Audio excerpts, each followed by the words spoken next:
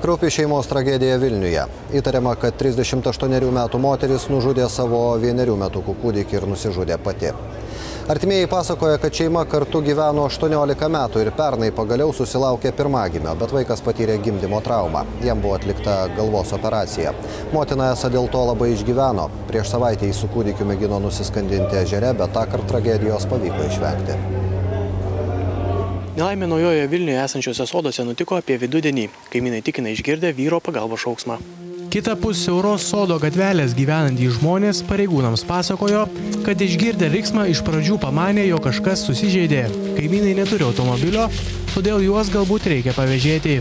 Tik nuskubėję pažiūrėti, kas nutiko, išvydo šiurpų reginį. 38 metų moteris gulėjo negyva. Iš parduotuvės ką tik grįžęs vyras dar bandė gaivinti vos 1 sulaukusį kūdikį.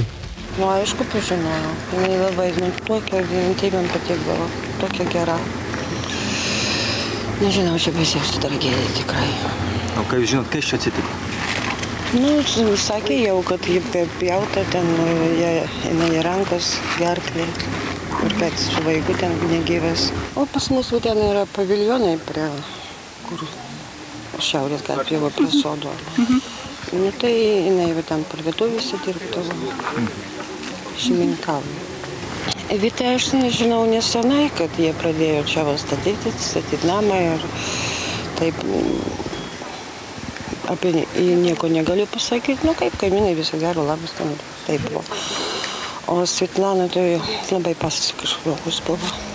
Skubiai atvykusios 2 medikų brigados padėti nebegalėjo. Mamos ir vaiko gyvybės jau buvo užgesusios. Artimuosius ištiko šokas. Viskas, važiuoti iš čia.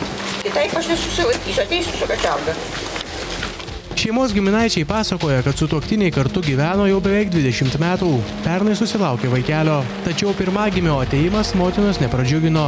Gimdant vaikas patyrė traumą. Jam teko operuoti galvą. Mama esą dėl to jautė kaltę. Nepatvirtintais duomenimis, moteris prieš savaitę jau buvo nusprendusi žudytis. Ji paliko laišką, kad eis prie ežero ir nusiskandins kartu su vaiku. Tąsyk artimieji spėjo ją išgelbėti. Šiuo metu yra tyriamos kelios versijos, tame tarpe savižudybės ir nužudimo. Tyrimą kontroliuoja Vilniaus miesto apylinkės prokuratūra. Manoma, kad motina kūdikį paskandino vonelėje. Vėliau pati persipjovė venas ir gerklę. Tiesa, ekspertai savižudybės versiją dar abejoja. Nors ant vaikelio kūno smurto žymių nerasta, moters lavonas stipriai sužalotas. Reporteris Karolis Vaitkevičius, Vilnius.